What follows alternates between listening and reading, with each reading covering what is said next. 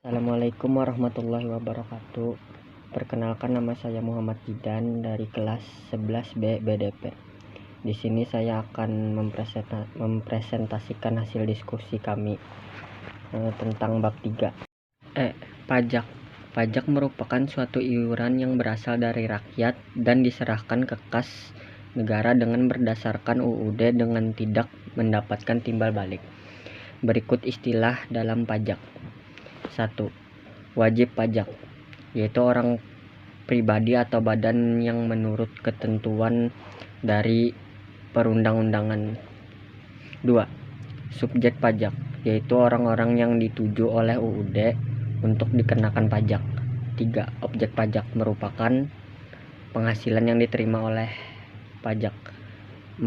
SPT, surat pemberitahuan, yaitu surat yang digunakan untuk melaporkan suatu pembayaran pajak. 5. NPWP, nomor pokok wajib pajak, yaitu untuk sarana tanda pengenal atau identitas dalam wajib pajak. 6. PTKP, penghasilan tidak kena pajak. 7. PKP, penghasilan kena pajak. Manajemen dokumen usaha. Secara etimologis, dokumen berasal dari dua bahasa Inggris dan bahasa Belanda. Dokumen, yang artinya suatu yang tertulis atau tercetak yang dapat digunakan sebagai keterangan atau bukti. Dokumen ini mencakup tentang benda atau suatu yang berharga. 1. Penggolongan dokumen usaha. A. Warkat biasa merupakan sebuah dokumen yang awalnya memiliki nilai penting tetapi akhirnya tidak berguna. Contoh, surat lamaran. B. Dokumen tidak penting atau non-esensial, merupakan memiliki nilai kegunaannya hanya sementara.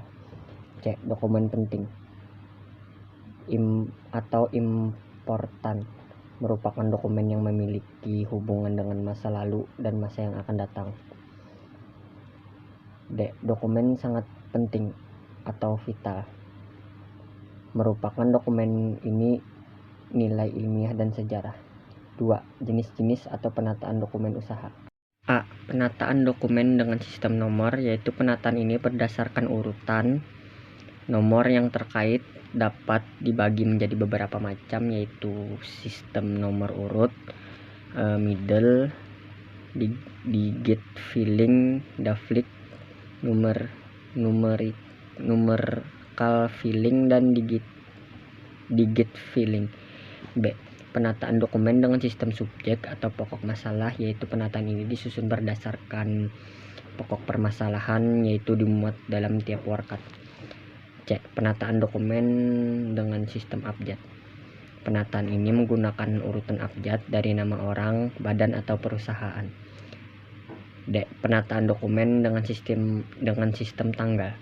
Penataan ini ditata berdasarkan urutan tanggal dari warkat.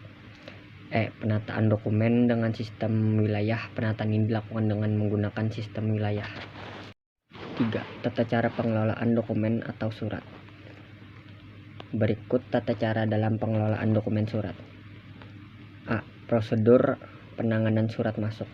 Langkah-langkah dalam pengurusan surat masuk. 1. Penerimaan. Penerimaan surat dilakukan dengan cara sebagai berikut. Melakukan pengumpulan dan perhitungan jumlah surat yang masuk. B. Meneliti alamat pengirim. C. Menggolongkan surat berdasarkan jenisnya. D. Menandatangani bukti pengiriman sebagai tanda jika surat sudah diterima. 2. Penyortiran. Penyortiran surat yang masuk merupakan suatu kegiatan memisahkan surat yang diterima oleh perusahaan ke dalam kelompok atau golongan tertentu yang telah ditetapkan. 3. Pembukaan surat. Setelah disortir, surat dibuka satu persatu sambil dilakukan penelitian terhadap kelengkapan surat yang ada. Hanya yang dituju saja yang boleh membuka surat tersebut. 4. Pencatatan. Berikut tugas dari pencatatan surat. A. Membuka amplop. Membaca, melakukan penelitian surat dengan tujuan pimpinan dapat menangkap maksud dari surat tersebut. B. Melakukan pemeriksaan terhadap lampiran surat. C. Memberikan cap stempel agenda pada ruang kosong bagian. D. Melakukan pengagendaan surat masuk. Petugas agenda tersebut dengan agendaris. Jadi setiap surat yang masuk dicatat kemudian diberi nomor agenda surat masuk. 5. Pengarahan dan penerusan. Surat yang diperlukan diproses secara lebih lanjut harus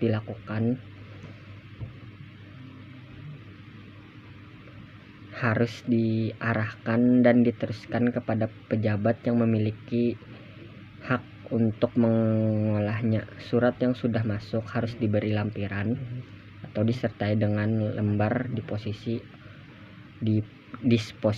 oleh sekretaris tata usaha. 6. Penyampaian surat. Tugas ini dilakukan oleh petugas ekspedisi atau pengarahan. Tugas tersebut adalah sebagai berikut. A. Surat yang berdisposisi terlebih dahulu dicatat dalam buku ekspedisi internal. B. Melakukan penyampaian surat tersebut dengan buku ekspedisi kepada pejabat yang bersangkutan. Buku ekspedisi diberi paraf sebagai tanda dari surat telah diterima. 7. Penyimpanan berkas atau arsip.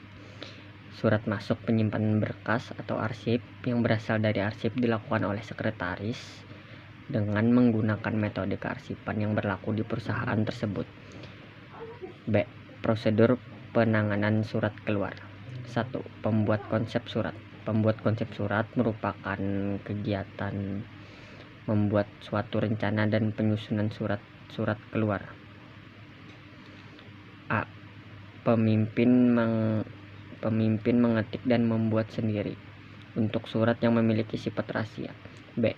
Pemimpin membuat konsep sendiri secara lengkap kemudian menyerahkan pada juru ketik. C.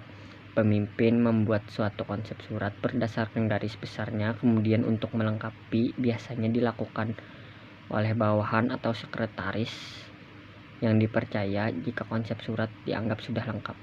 D. Pemimpin dalam membuat suatu konsep surat dengan cara mendiktekan kepada sekretarisnya. Konsep surat yang dibuat oleh orang yang dituju. 2. Persetujuan konsep surat. 3. Mengagendakan surat. 4. Pengetikan konsep surat. 5. Pemeriksaan konsep. 6. Penandatanganan surat dan pemberian cap stempel. 7. Pengiriman surat. A. Dikirim langsung. B. Melalui pos. Dikirim melalui pos.